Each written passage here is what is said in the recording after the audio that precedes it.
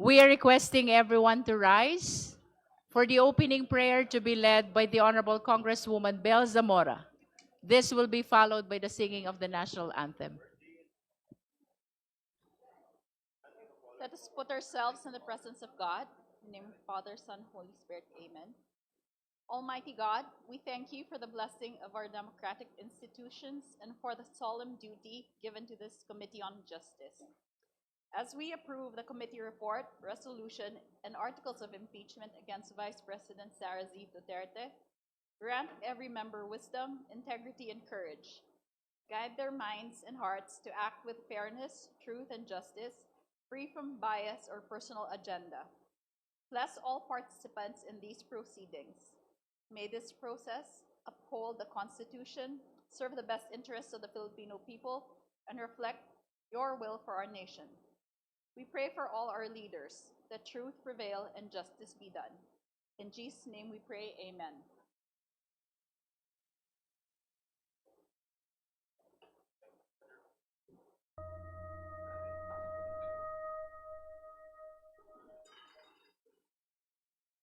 Bayang magiliw, perlas ng silanganan, alab ng puso, sa dibdib mo'y buhay. Lupang hinirang, duyan ka ng magiting. Sa manlulupi, di ka pasisingil. Sa dagat ang puntong sa simoy at sa langit mong lugaw, may dilag ang tula at awit sa paglayang minamahal. Ang islap ng watawat mo'y tagumpay na nagdiningning. Ang bituin at araw na kailan pa may di magdidilim.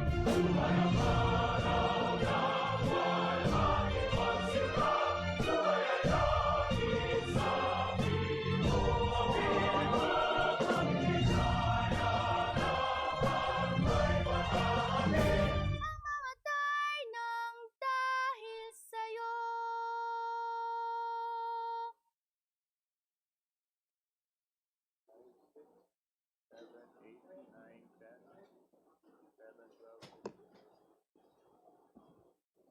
Today is May 4, 2026.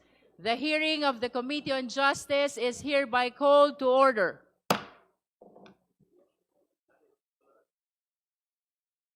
May we solicit the motion to dispense with the calling of the roll. Just for the record, today's hearing is a continuation of our hearing last April 29, 2026. The Honorable Sendanya is recognized. Madam Chair, I move to dispense with the calling of the roll. There is a motion to dispense with the calling of the roll. The same has been seconded. Is there any objection? Hearing none, the motion is approved. May I solicit the motion to dispense with the reading of the minutes of the hearing held on April 29, 2026, and for the approval of the same. Madam Chair, The Honorable D.S. J.J. Suarez. I move that we dispense and at the same time approve the minutes of the previous hearing. So moved, Madam Chair. There is a motion to dispense with the hearing of the minutes of the hearing held April 29, 2026, and for the approval of the same. Do I hear a second? The same has been seconded. Is there any objection? Hearing none, the motion is approved. The chair will address the committee. Good morning. Good morning. Malayo pa, pero malayo na. That is where we stand today. Yan po ang sitwasyon natin ngayon. We recognize that this has been a difficult and demanding process. But we also recognize how much we have already uncovered. Marami na tayong naabot sa mga nakaraang linggo. Today, we share a quiet sense of accomplishment as we recognize and honor the distance we have traveled since we first began. Saksi tayong lahat. Marami tayong pinagdaanan. Our very first hearing was on March 2, where we established sufficiency in form. Sumunod ang March 4 for sufficiency in substance. At sa puntong yon, we ask the Vice President to file her answer. And she did. At ang nakapirma, 16 na abogado, 16 lawyers. Pero ang answer na isinumite, halos 10 pages lamang. At nakatutok lang sa mga technicalities, sa mga paligoy-ligoy, bagay na ikinagulat ng marami dahil sa totoo lang, hindi naman yon ang hinahanap natin. It was an answer that really just avoided the questions. Kaya naman, noong March 18, we determined that the complaints allege sufficient grounds for impeachment. Sumunod ang hearing sa March 25, kung saan we settled the preliminary matters, most especially ang pag-issue ng mga subpoena. Then came the marathon hearings of April 14, April 22, and April 29. Doon tayo nakinig sa mga resource person natin. We heard the evidence. We examined the evidence. At sa mga araw na iyan, doon natin naramdaman ang bigat ng ating ginagawa. May mga sandaling luminaw ang mga sagot at may mga sandaling mas dumami ang mga tanong. We certainly had our ups and downs. We had our inflows and outflows of testimonies and documents. But through it all, one thing remained certain. We never went sideways. Hindi tayo naligaw. Nanatili tayong may direksyon. We move, sometimes slow, sometimes painfully, but always forward towards the truth. Sinunod natin ang konstitusyon. Hindi tayo nagmadali, hindi tayo nag-shortcut. We honored the process. Bawat hakbang, bawat salita, bawat ebidensya, hinarap natin ng buong pag-iingat at pananagutan. Sa paglalakbay na ito, napagod tayo. Sinubok ang ating pasensya, lalo na sa harap ng mga batikos mula sa labas. We saw the press conferences of the Vice President's camp. We saw the petitions filed in the Supreme Court and the complaint filed in the office of the city prosecutor. Opo, maraming hakbang ang ginawa upang pigilan ang prosesong ito. Pero sa kabila ng lahat, hindi tayo natinag. For in the end, it is not the absence of struggle that defined us, but the refusal to lose our way, the discipline to stay the course, and the clarity to never lose sight of where we are going. At noong mga nakaraang pagdinig, we have seen the evidence. Ito ang mga nakita at narinig natin. Una, ang testimonya ni Ramil Madriaga na base sa ebidensya, mas kilala sa pangalang Sir Ram. Pangalawa, ang mga misteryosong envelopes at ang mga questionableng resibo. Pangatlo, ang paliwanag ng NBI tungkol sa magkakaibang pangalan, ngunit iisa ang pirma. Pang-apat, ang sertipikasyon ng PSA na walang record ang mga pangalang katulad ng Mary Grace Piatos. Panglima, ang COA findings na nag-uutos ng refund na 73 million at 375 million. Pang-anim, ang ulat ng AMLC patungkol sa 6.7 billion na mga transaksyon, napakalaking halaga na dumaloy sa mga account ng Vice Presidente at ng kanyang asawa. Pang-pito, ang mga natuklasan ni former Senator Antonio Trillanes IV na ang malaking bahagi ng kayamanang ito ay may kaugnayan sa illegal drugs. At ang mas nakakagulat, ang pahayag na ito ay tumutugma sa record ng AMLC. Pangwalo, ang mga dokumento mula sa SEC na nagpapatunay na walang kinikita ang mga kumpanya ng Vice Presidente kahit na natili siyang aktibo sa isa sa mga kumpanyang ito, nang ibig sabihin ay pinagsabay niya ang pagiging Vice Presidente at pagpapatakbo ng negosyo. At nitong huling pagdinig lamang, noong April 29, dalawang bagay naman ang napag-usapan natin. Una, ang selyadong kahon mula sa BIR na sa kabila ng matinding debate, hindi muna natin binuksan. Kahit nasa kapangyarihan naman natin na buksan ito. Sabi nga ni Deputy Speaker Janet Guerin, ang puso natin ay gustong buksan ito.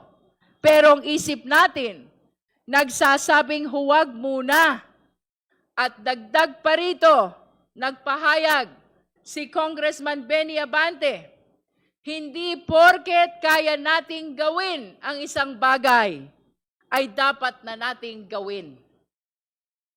At ang pangalawa, ang mga ebidensya ng pagmumura at ang pag-contract ng assassin. Grabe po itong mga ebidensyang ito, lalo na yung video ng Vice Presidente. Kong Laila de Lima described it perfectly when she said, noong gabing iyon, nakita natin ang totoong Sara Duterte.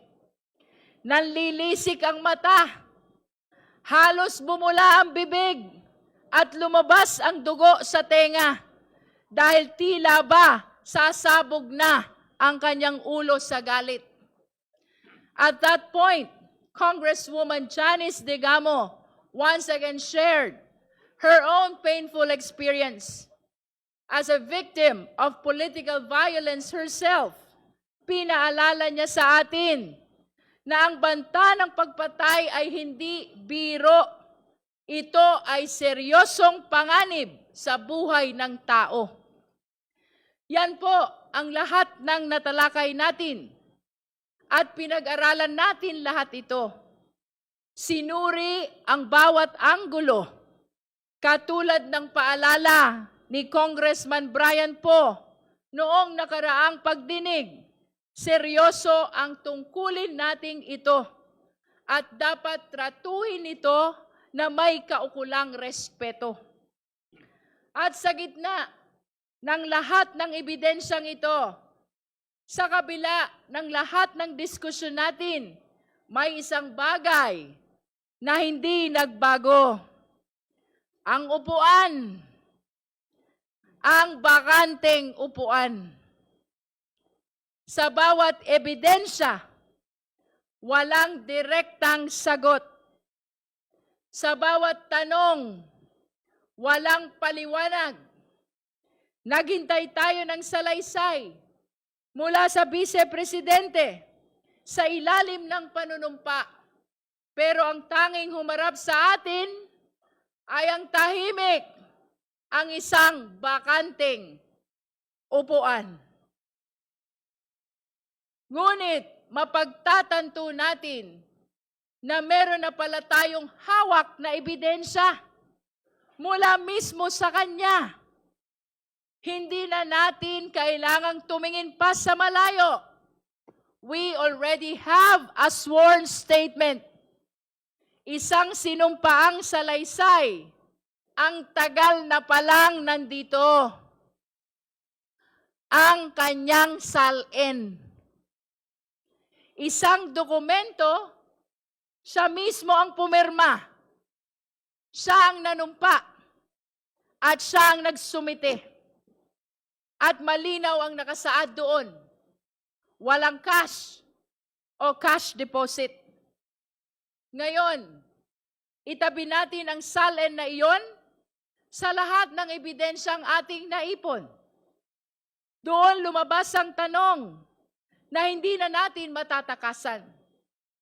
Kapag ang sinumpaang dokumento ay nagsabing zero cash, pero ang official report ay nagpapakita ng bilyon-bilyong transaksyon, saan tayo maniniwala? Kaya naman, noong April 29, the Committee on Justice decided that we have seen enough. No need to extend. No need to give one more chance to someone who refuses to attend. Sabi nga ni Congressman Percy Sendanya, hindi na kailangan ng makeup class ang laging nagkakating class. By a unanimous vote, this committee found probable cause to impeach Vice President Sara Z. Duterte for culpable violation of the Constitution, bribery, graft and corruption, other high crimes, and betrayal of public trust. That brings us to today. Ngayon, May 4. Kukumpirmahin natin kung anuman ang mga nangyari noong nakaraan sa pamamagitan ng isang committee report. We are therefore here to finalize the committee report along with the attached resolution setting forth the articles of impeachment. Our task is to approve these documents and transmit everything to the plenary. This is our mandate under the rules. Tayo ang Committee on Justice. Bukod tangi ang komiting ito dahil sa buong listahan ng mga komite sa Kongreso, tayo lamang ang tanging binanggit at binigyan ng partikular na mandato ng ating konstitusyon. We were given that name for a reason. Today, we hope we have lived up to that name, Committee on Justice. Para sa hustisya, sana naibigay natin ang hustisya sa mga complainant. Hustisya sa Vice Presidente sa pamamagitan ng tamang proseso. At higit sa lahat, hustisya sa sambayanang Pilipino. Sana ay panindigan natin ang pangalan ng committee natin. But more than that, I want to take a moment to acknowledge the people behind this work. Hindi biro ang pinagdaanan nating lahat, lalo na ang kapal ng mga dokumentong binasa at sinuri natin. Sa mga resource persons, salamat sa pagharap ninyo dito sa komite. To our colleagues in this committee, thank you so much. Sa ating secretariat at sa mga staff na hindi nakikita sa camera, pero sila ang naging pundasyon ng bawat hearing. Maraming maraming salamat sa inyong lahat. And to the Filipino people, maraming salamat po sa inyong pagsubaybay. Ngayon, habang tinitimbang natin ang bigat ng mga susunod nating hakbang at ang mga posibleng pagsubok na haharapin natin, may isang katotohanang dapat nating alalahanin. Hindi tayo magsisimula sa wala. Ang bawat hakbang natin ay hindi na pabalik, kundi padiretso sa katotohanan. Malayo pa, pero malayo na. Mahaba pa po ang tatahakin nating landas patungong plenaryo at patungong Senado. Ngunit hindi na tayo nangangapa. Marami na tayong naungkat. Marami na tayong naisiwalat. At hindi natin hahayaang masayang ang lahat ng ito. Kailangang ituloy ang proseso because this is what justice demands. Because only then can we truly achieve accountability. Kapag may public official na nagkaroon ng seryosong paratang, huwag nating baliwalain, huwag nating palampasin.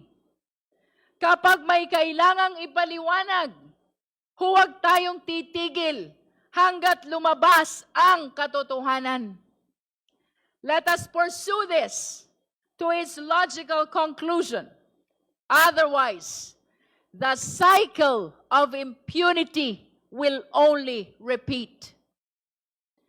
Because we owe it to the next generation of Filipinos to show them that no one, no matter how powerful, no matter the title, is above the law. Huwag nating hayaang masanay ang ating bansa sa kultura ng pagkalimot. Because if we let up now, we fail the very Constitution we swore to protect. Let us therefore move forward with heavy hearts but clear minds. If the Vice President is guilty, let the truth convict her. If she is innocent, let the process clear her. But let it be done through the light of justice, not the shadows of silence. Ituloy na natin ang huling hakbang ng yugtong ito para sa katotohanan, para sa sambayanang Pilipino. Esteemed colleagues, beloved countrymen, malayo pa, pero kahit papaano, sa totoo lang, malayo na. Maraming salamat po. At this juncture, may we direct the committee secretary to manifest to the committee whether the committee report, the attached resolution, as well as the articles of impeachment have been sent to the members of the Justice Committee, the respondent Vice President, as well as the complainant. Comsec.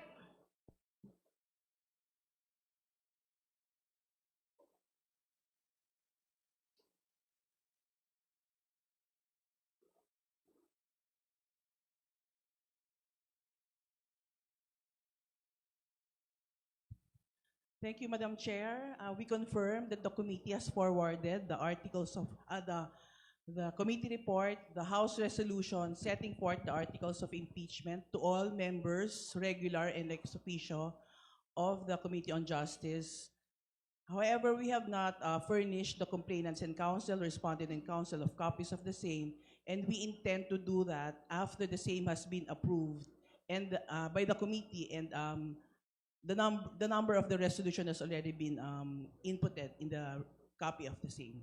Thank you, Madam Chair. Madam Chair, The Honorable Chel Jokno is recognized.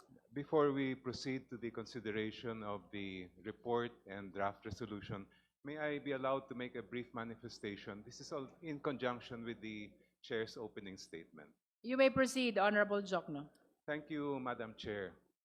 Sa panahon ngayon na maraming tayong kinakaharap na problema, sobrang pagtaas ng presyo ng bilihin, itong mababang pasahod at yung krisis sa Middle East, marami pa rin nagtatanong o meron pa rin nagtatanong kung bakit ba itong impeachment na ito? Ito ba'y aksaya lang ng oras ng mga lingkod bayan? Of course, alam natin na ang kaduluhan ng impeachment ay pananagutan. Pero kailangan siguro natin bigyang diin na ito ay isang hindi ordinaryong proseso. Ang impeachment ay likha mismo ng ating konstitusyon para magkaroon tayo ng isang mabisa at mabilis na mekanismo. Hindi lang sa pananagutan, kundi para malaman kung tampat o hindi ang isang lingkod bayan na napakataas ang kanyang power at responsibility. Kasi po, pag hindi tampat ang lingkod bayan, ang resulta ay korupsyon. Ang bawat pisong nawawala sa korupsyon na napupunta sa bulsa ng isang opisyal ay pisong ninanakaw sa pinahirapang pera ng ating mga taxpayers. Ang pondo natin ay hindi dapat ginagamit para sa bulsa lang o sariling interest, kundi para sa ikabubuti ng lahat. Deserve ng ating mamamayan ang mga leader na magpapatibay sa ating mga institusyon, hindi lang yung mga magpapabagsak nito o magkapapakorap ng pera ng bayan. And that is why, Madam Chair, impeachment is so important for our nation even in this time of crisis. Hindi po madali ang mga nakaraang buwan para sa mga miyembro at chair ng committee. To determine probable cause, we had to look into every piece of evidence and make sure that we did not miss anything. Kaya dahil dito, I think we should commend our chair, all the members of the Committee on Justice, and all the secretariat as well, beginning with the committee secretary, dahil wala tayong ginawang shortcut, hindi tayo sumuko sa mga banta. We did the work that the Constitution required of us. Kaya po, sa pag-usad ng impeachment case, huwag sana natin kakalimutan. We are doing this para ito sa mga pamilyang nagtitiis sa presyo ng bilihin habang nilulustay ang pera ng bayan. Sa mga manggagawa, mga magsasaka, at mangingisda na talagang nagkakanda, kuba na sa kahirapan pang araw-araw sa kabila nitong nakikita nating korupsyon. At lalong-lalo na para sa mga kabataan natin na nangangarap ng isang magandang kinabukasan at naghahanap ng hustisya at pananagutan. Maraming salamat po, Madam Chair. All the manifestation of the Honorable Jokno are noted by the committee. Now we are formally opening the floor for our agenda for today's hearing. That is the approval of the committee report with the attached resolution setting forth the articles of impeachment. Madam Chair. The Honorable DSJ Suarez is recognized. Madam Chair, insofar as every member of the committee has been given a copy of the committee report, I move for the approval of the committee report and the attached resolution setting forth the articles of impeachment against the Vice President, Sara Zimmerman Duterte. So moved, Madam Chair. Madam Second, Chair. Madam Chair. Madam Chair. Before we take up the motion, let us acknowledge first the Honorable Laila De Lima. Thank you, Madam Chair. Just like the rest of the members of the committee, this representation received the final drafts of the 3 documents. The committee report, the resolution setting forth the articles of impeachment, and lastly, the articles of impeachment itself, which is supposedly to be attached to the resolution setting forth the articles of impeachment. Since yesterday, I submitted to the committee secretariat piecemeal certain proposed revisions or corrections on these three documents. And this morning, I again submitted to the committee secretariat and even to the office of the Honorable Chair the final set of my proposed revisions or corrections, consisting mainly of clerical or typographical errors and even some substantive errors, but mostly clerical or typographical errors for the consideration of the committee before the final approval of the same. Thank you, Madam Chair. Madam I would have Chair. wanted to make a manifestation individually of those proposed revisions, but it might take time. So I'm just making that general manifestation of my submission of those proposed corrections or revisions. Thank you.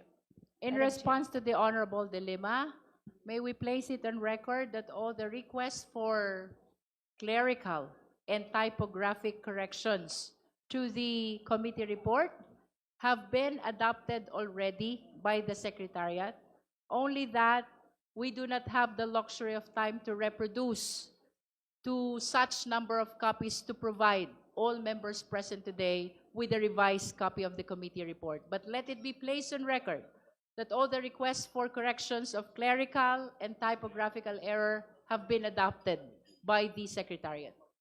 Madam The Chair, Honorable Jokno is recognized. Madam Chair. I have a few substantive matters I'd like to move for Amendment 2 insofar as both the report and the attached articles are concerned. First, Madam Chair, on page 7 of the draft House resolution, it states at the bottom of page 7, and I quote, Respondent Vice President Duterte committed culpable violation of the Constitution and betrayed the public trust by committing plunder and or malversation, graft and corruption, and other high crimes, and I emphasize this part, in amassing and converting the amount of not less than 100, I'm referring to page 6, I stand corrected, which states that the Vice President committed corruption, etc., in amassing and converting the amount of not less than 500 million pesos from the confidential funds allocated to the Office of the Vice President for the years 2022 and 2023. Madam Chair, my concern here, and I'm making this motion to make this consistent with the attached articles, is that if you look at the record of the Commission on Audit, the first 125 million pesos given to the Vice President in 2022, only 73 million pesos of the 125 million was disallowed. And that was also the subject of the appeal made to the Commission on Audit and Bank. If we say not less than, we may be able to prove that there was amassing and converting of around 435 million, if my addition is correct, but it may not reach the amount of 500 million. So to avoid any technicalities later, that there may be objections that we did not prove not less than 500 million, I move that we simply adopt what the language found in the attached articles of impeachment, which state, and I quote, systematic misuse, misappropriation, and irregular liquidation of confidential funds amounting to 500 million, etc. That way we cannot, we will avoid any kind of technical objections to the draft resolution.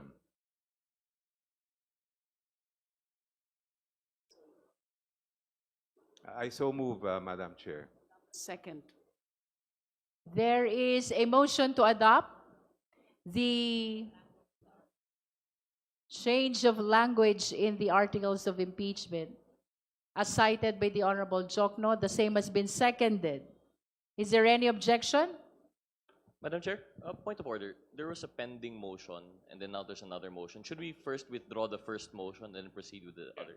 Madam Chair, insofar as I was the one that moved for the first motion, I therefore, that we consider first the proposed amendment before we act on my earlier motion. For the record, the earlier motion for the approval of the committee report with the attached resolution setting for the articles of impeachment has been withdrawn. Now let us take up the motion of the Honorable Jokno. There is a motion for the change of language in the articles of impeachment Point of information, Madam Chair. in the committee report so as to make it consistent to the documents of the Commission on Audit. I'm sorry, Madam Chair. So as to make it consistent with the attached articles of impeachment. With the attached articles of impeachment. The same has been seconded. Is there any objection? Hearing none, the motion is granted. The Honorable Ko is recognized. Madam Chair, I'm sorry, just one more, if I may. This has to do with the page 4, bottom to page 5 of the attached articles If of I impeachment. may interrupt Honorable Jokno, you can manifest or raise the motion to include all subject matter of your correction so that we will approve it in one motion only. If I may, Madam Chair, this pertains to another matter contained in the articles itself that are attached to the House resolution that we are to approve Okay, this morning. please proceed, Honorable Jokno. Very briefly only, paragraph, at the bottom of paragraph 5 of the articles of impeachment, it states, the foregoing scheme is amply established by documentary records, etc., including the following. And at the top of page 5, it states, letter A, records of hearings before the House of Representatives Committee on Good Government and Public Accountability bear multiple sworn testimonies attesting to irregularities in the handling of confidential funds. Witnesses testified, among others, that special disbursing officers merely release funds upon instruction without knowledge of their ultimate use, that officials were made to sign liquidation reports without being shown supporting documents, and that the alleged beneficiaries of certain expenditures categorically denied receiving any funds. If I may, Madam Chair, if we go back to the records of the testimonies taken before the Committee on Good Government and Public Accountability, it was admitted by no less than the Special Disbursing Officer of the OVP, Ms. Gina F. Acosta, that on December 20, 2022, she turned over 125 million pesos in cash in confidential funds in 4 duffel bags to Colonel La Chica, who is not in the regular or proper chain of disbursement. I would move, Madam Chair, that we simply add the term to persons outside the proper disbursement channels at the end of after the comma. I quote, witnesses testified, among others, that special disbursing officers merely release funds upon instruction to persons outside the proper disbursement channels without knowledge of their ultimate use. So just that phrase, Madam Chair. I so move. Second. The hearing is temporarily suspended.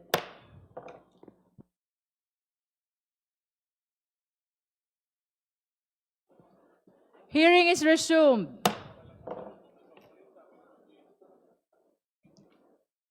We recognize the Honorable Chel Jokno.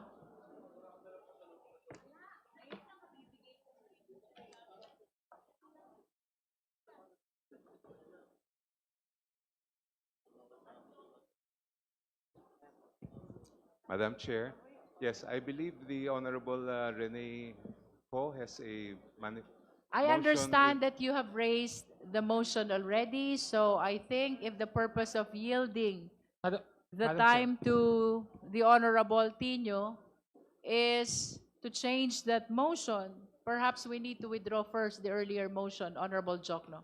Madam Yes, Chair. may I just put the situation in its proper context? The paragraph found in page 6 of the House resolution states, and I quote, Respondent Vice President Duterte committed the foregoing impeachable offenses. That part seems to it states that there was a finding that the committee made that offenses were committed. And then, but it continues through the following acts as alleged in the Saballa et al. Complaint. When the session was suspended, it was pointed out to me that the text appearing below this paragraph simply reproduced what was alleged in the Saballa complaint. So it now appears, Madam Chair, that the real problem lies in the sentence contained in the beginning of that paragraph. And I would suggest, and I would, number one, withdraw my previous motion and suggest that, and move that the following amendment be made.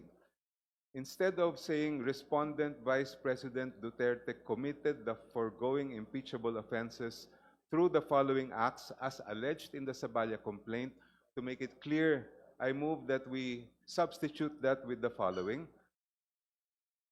that the Saballa et al. Complaint alleged that Respondent Vice President Duterte committed the foregoing impeachable offenses. That way, we do not have any more to change what is found in the succeeding paragraph below. Yung pong kanina pinag-usapan natin, amass and convert, we can retain that and just simply amend the first paragraph that I just mentioned.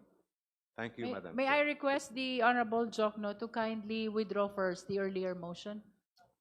I respectfully withdraw the earlier motion to amend that portion stating amassing and converting. And I now move, Madam Chair, that we amend the earlier paragraph. I will read it as written in the resolution. Respondent Vice President Duterte committed the foregoing impeachable offenses through the following acts as alleged in the Saballa et al. Complaint. I move that that sentence be amended as follows. The Saballa et al. Complaint alleged that Respondent Vice President Duterte committed the foregoing impeachable offenses through the following acts, colon. Second motion. Second. Parliamentary inquiry. Parliamentary status. There is a withdrawal of the earlier motion. That is the replacement of the word amass. The same has been withdrawn.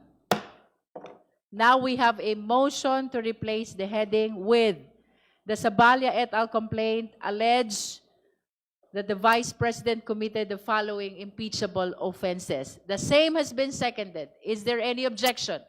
Hearing none, the motion is approved.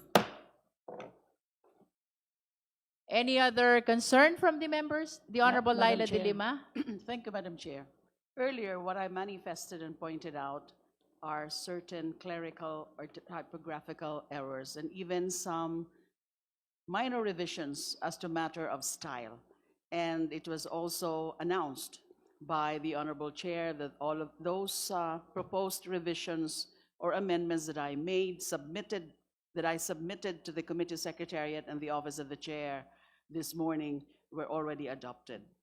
I detected also a substantive matter, Madam Chair. Nabanggit po kanina ng ating Chair na base sa SEC record na nanatiling shareholder si VP Sara sa isang kumpanya kahit siya vice-presidente. Indeed, based on the records submitted by the SEC, it is clear that the Vice President was listed as a stockholder of Metro City Chow Foods Corporation in 2016.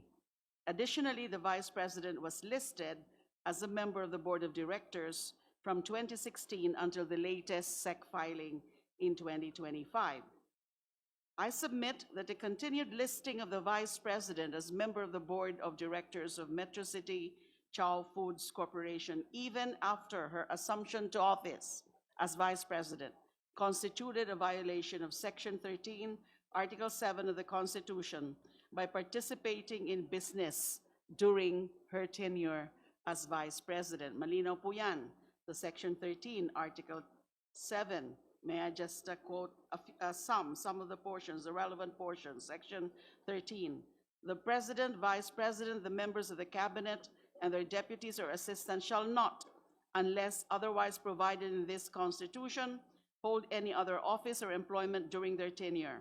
They shall not, during said tenure, directly or indirectly, practice any other profession, participate in any business, etc., etc. Must not participate in any business. Accordingly, Madam Chair, I propose and move that a subheading under Article 2 of the Articles of Impeachment be inserted on page 10. Pagkatapos po ng subheading B, kasi so far in the current version of the Articles of Impeachment, meron pong dalawang subheadings under Article 2, A and B. May I propose to add a subheading C, letter C, failed to divest all her business interests based on the records of the Securities and Exchange Commission, or SEC, during her tenure as Vice President for the years 2022, 2023, 2024, and 2025. Also, accordingly, the following allegations must be added after the last paragraph of page 20. Dun pa rin po yan sa Articles of Impeachment. Respondent failed to divest all her business interests based on the records of the SEC during her tenure as Vice President for the years 2022, 2023, 2024, and 2025. And I must say, Madam Chair, that all other relevant provisions or relevant portions of the committee report, the resolution, and the articles of impeachment be made or be revised to include this point, this matter about the respondent failed to divest all her business interests based on the records of the SEC during her tenure as Vice President for the years 2022, 2023, 2024, and 2025. I so move. Second, Madam Chair. There is a motion to add to Article 2 of the Articles of Impeachment, the non-divestment of the Vice President of her business interests from 2022 to 2025, including in all parts of the said article. The same has been seconded by the Honorable Zamora. Is there any objection? Madam Chair, also the committee report and the resolution, just the relevant portions where pwede pong ipasok itong sentence na ito, itong part na po, itong matter pong ito about failure to divest. The motion to amend pertains to both the articles of impeachment and the committee report, for as long as there are relevant portions where the non-divestment of business interest must be stated. The said motion has been seconded by the Honorable Zamora. Is there any objection? Hearing none, the motion is approved. Madam Chair,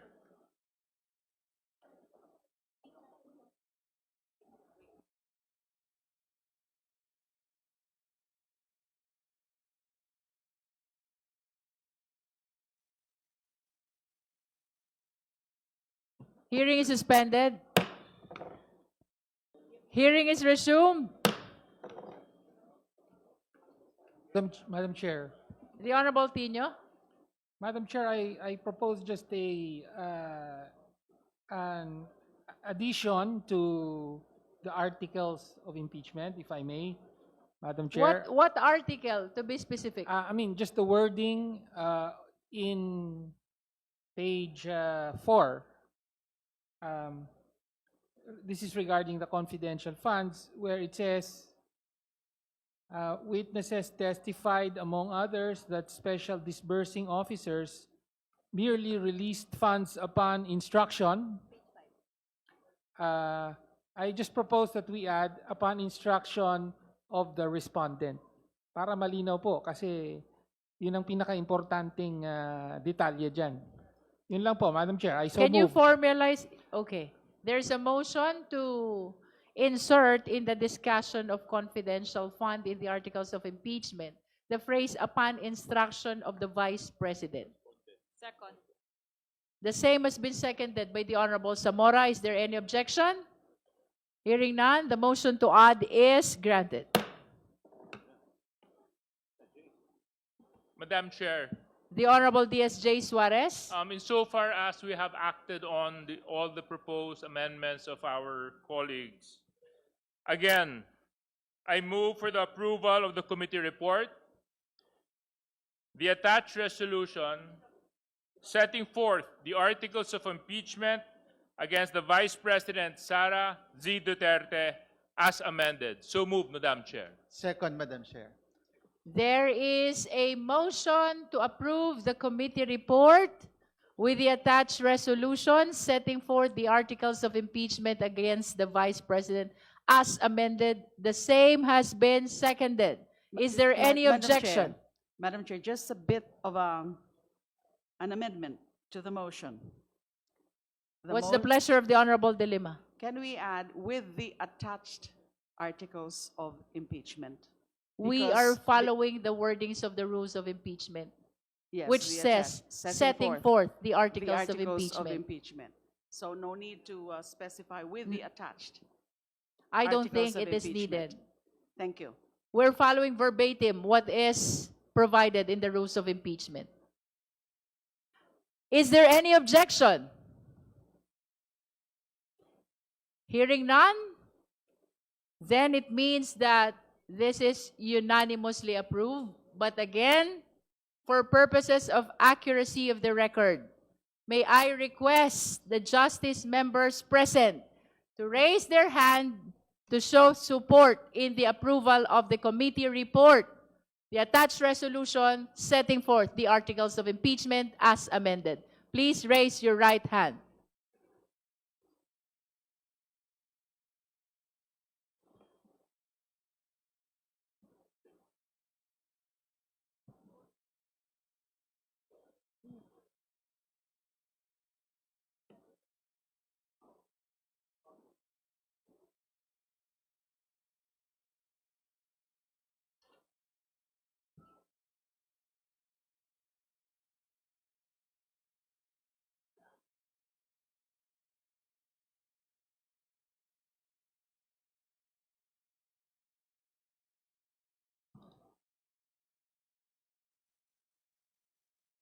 Oops.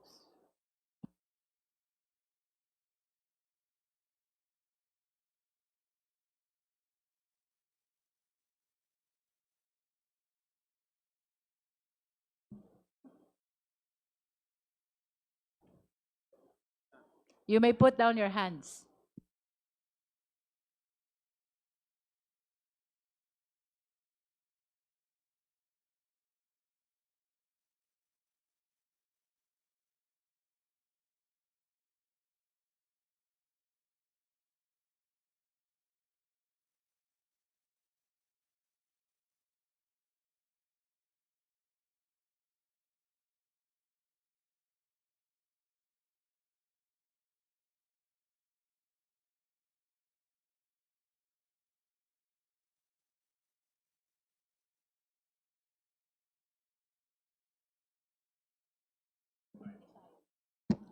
Let it be placed on the record that 55 out of 55 justice members physically present manifested their support to the approval of the committee report, to the attached resolution setting forth the articles of impeachment as amended.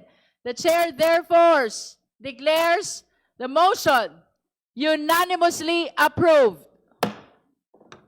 Madam Chair. Madam Chair. The Honorable Ko. Madam Chair, may I briefly explain my vote and express a reservation?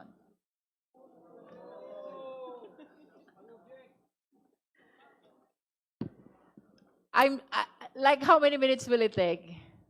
Maybe 2. 2 minutes. Okay, you may proceed. Thank you, Madam Chair. Madam Chair, over the weekend, as the articles of impeachment and the report is also being finalized, this representation sent over comments on substantive matters to specifically on the wordings of political destabilization.